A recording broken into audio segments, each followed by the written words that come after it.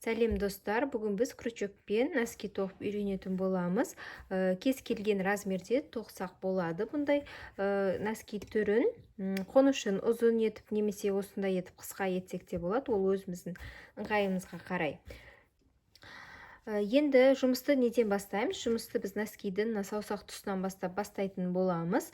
Ол үшін біз өзімізге керекті өлшемді таңдап алуымыз керек. Менде мына жерде 32-ші өлшемді аяққа арналған носки. Сондықтан мен мына петлялар бойынша 12 петля таңдап аламын. Менде 32 болғандықтан мен 12 петля аламын. Егер сізде үлкендеу размер болатын болса, яғни 34, 36, 13 петля, одан жоғары болатын болса 14 петля. Ал егер 30-дан төмен размер болатын болса 11 петля аласыздар. 11 петля болғанда 11 бес накида тоқып алу керек бірінші қатарға. Ал енді бастайық. Осылайынан шеңбер жасап аламыз. И осы шеңбердің ішіне 12 без с одним накидом тоқимыз. 3 воздушная петля. 1, 2, 3. 1, 2, 3, 4, 5, 6, 7, 8,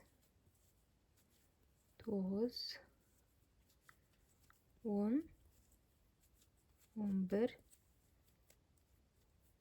12. Міне жіпті тартып, оларды біріктіреміз бір-біріне. Шеңберді біріктіреміз.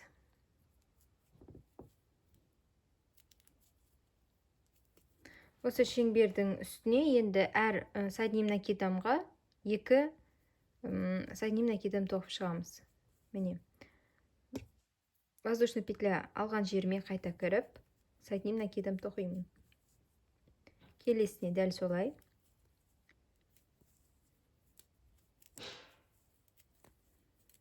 Міне. Бір тоққан жерімнен 2 с одним накидам столбик алып шықтым. 2 столбик тоқимын. Келесіне де дәл солай. Осылайша бізде қатар соңында 24 столбик шығады.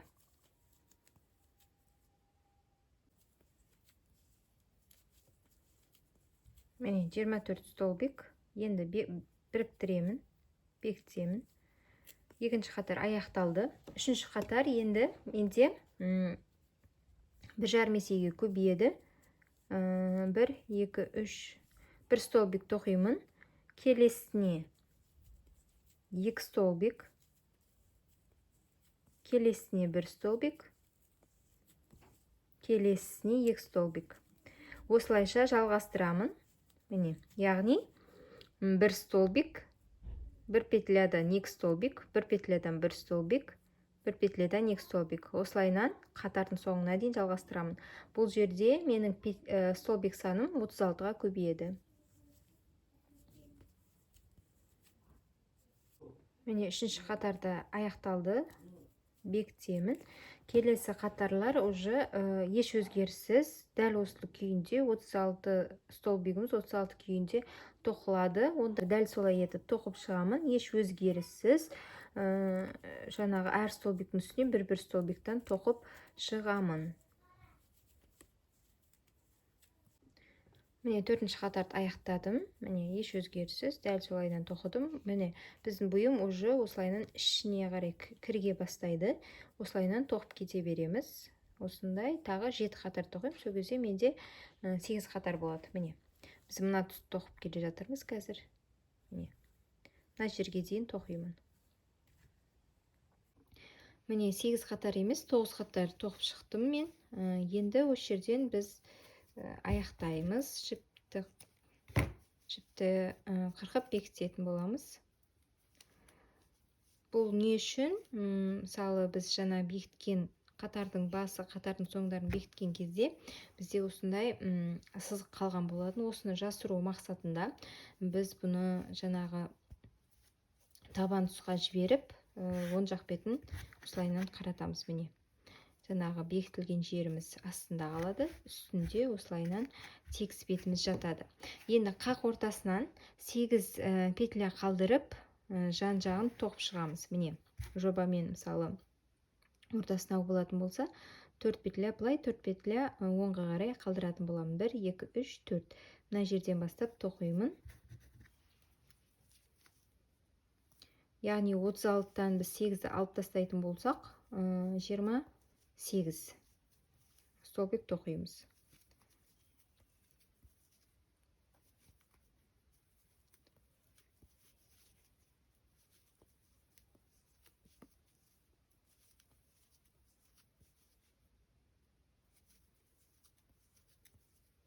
Міне, 1, 2, 3, 4, 5, 6, 7, 8. Міне 8 бос петля қалдырдық.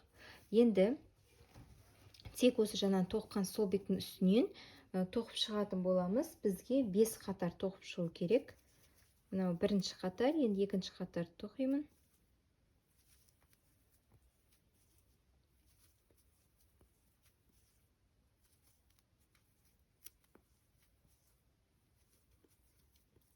Бұл қатарлар саны өзінің размеріне қарай өзгеріп отырады. Шамамен мысалы 32-ші размерге осы жерде 5 қатар тоқитын болсақ, одан үлкендеу размерлер болса 2 қатар қоссақ болады. Яғни 36-ші размерге 5 қатар емес, ол кезде уже 7 қатар тоқитын боламыз.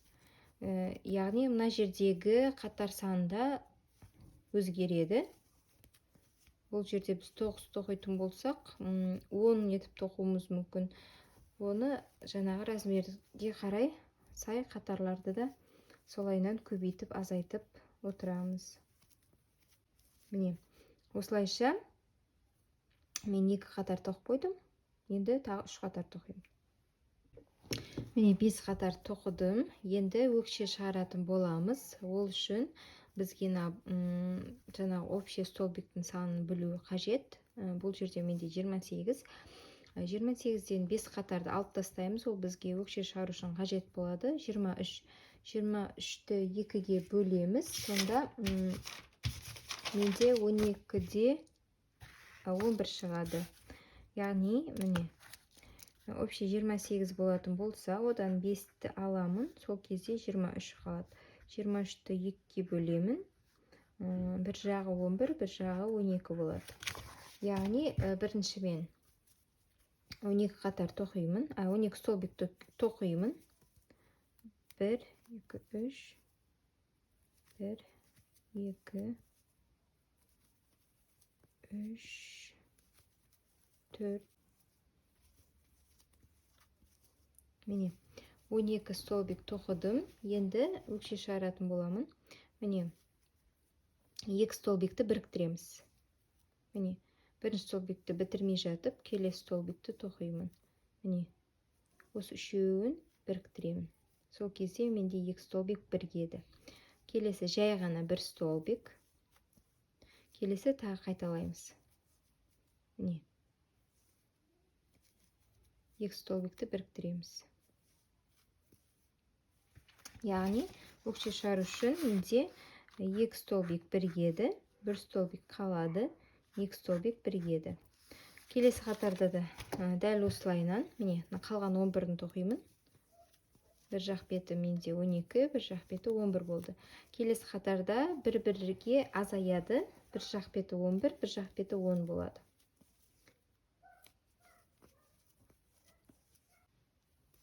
Қатар аяқталды.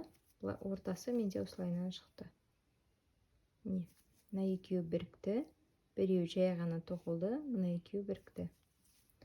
Келесі қатар дәл осылайынан. Тек мына жерде бізде 11 болды ғой. Енді бұл жер 10 болады. 2, 10. Келесі міне. Бір столбик. Жаңағы біріккен 2 столбигіміз бар ғой. Соны ала отырып біріктіреміз. Ой, мен дұрыс тоқымадым.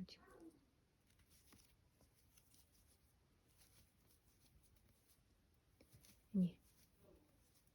Осылайынан 2 столбикті біріктірдік. келесі жай ғана бір столбик, келесі тағы біріктіреміз. Осылайша біз общий 5 қатар тоқуымыз керек. Біз қазір екінші қатар тоқып жатырмыз. Дәл осылайынан осы әдіспен тағы 3 қатар тоқимыз. Общий 5 қатар. Міне, дәл солайынан 5 қатарды да аяқтадым. Міне 1, 2, 3, 4, 5. Енді осыны бекітетін боламын. Осылайынан теріс қаратамыз. И әр столбикті бір-біріне осылайынан кіргізе отырып бекітіп шығамыз.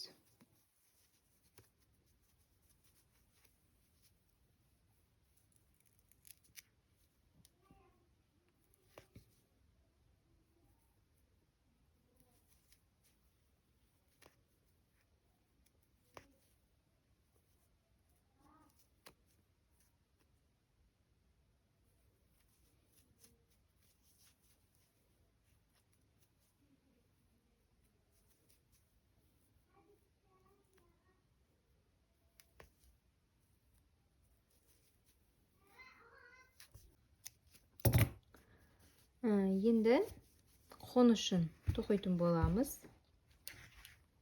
Міне, осындай резина етіп тоқимыз қазір. Қонышын бізде ыңғайлы болу үшін мен кеңдеу етіп алдым. Егер бұндай кең қоныш ұнамайтын болса, бұл жерде столбик санын аздау жасасақ болады. Міне, жаңа бекіткен жерімізден аламыз.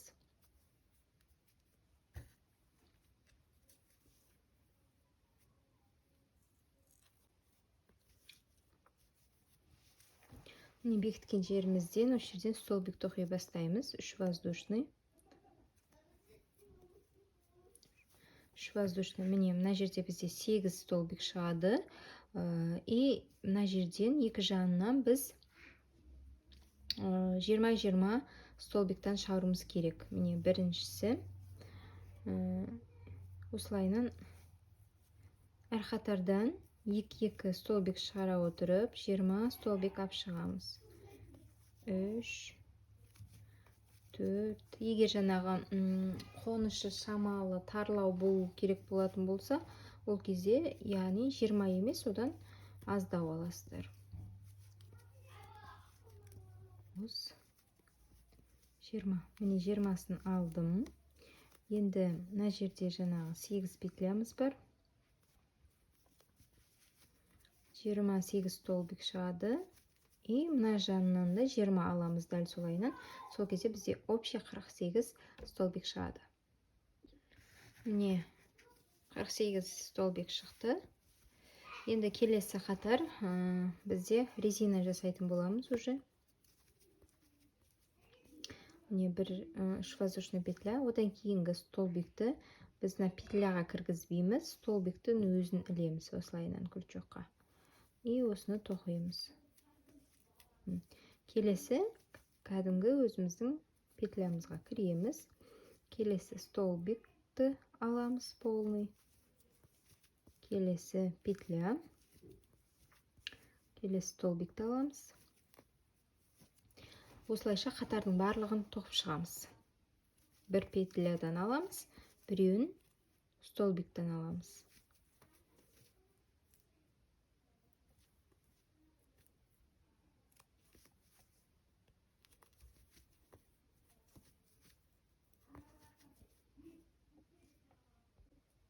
Міне екінші қатарды аяқтадым.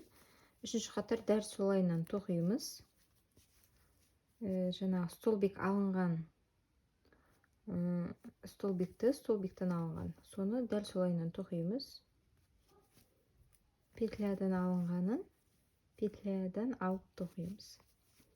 Дәл солайынан қайталап шығамыз. Тек бұл жерде үшінші қатарда мына жаңағы бұрышына келген кезде осы жерде 2 столбикті біріктіреміз. Жаңа бізде өкше шығарған кезде біріктірдік қой. Дәл солайынан біріктіріп шығатын боламыз. 2 тұсынан, 2 бұрышынан міне алдыңғы жаңағы носкиіміздің алдыңғы бойындағы екі бұрышы бар ғой, осы жерден екі петлядан қысқартамыз.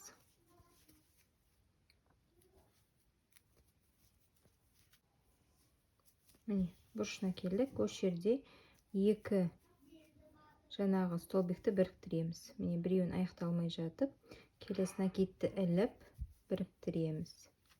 Міне, қалғанын жаңағы сурет бойынша тоқып кете береміз. Келесі бұрышына келген кезде дәл осыны қайталаймыз.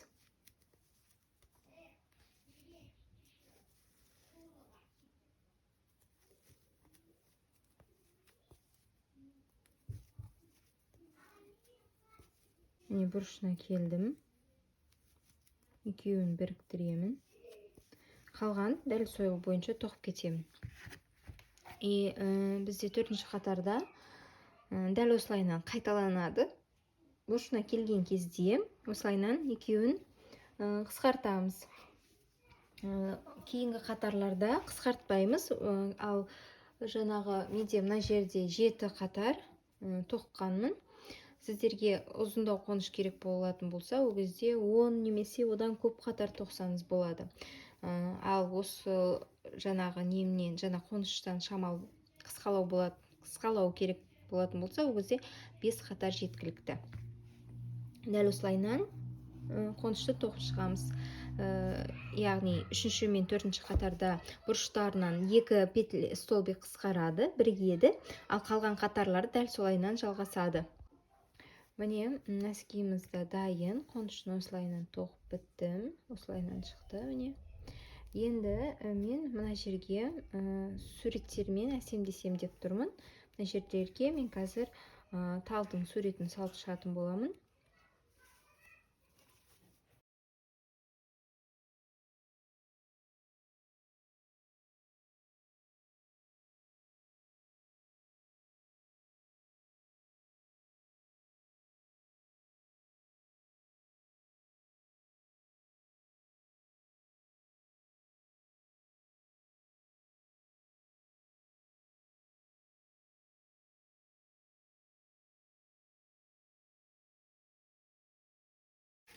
Міне, осындай суреттер салсаңыздар болады. Міне, мына жерде талдардың бейнесін, жұлдыз, фигуралар неше түрлі, немесе ұл балаға болатын болса машинкалар, сондайлар осылай жіппен салуға болады. Міне, міндетті түрде жасап көріңіз.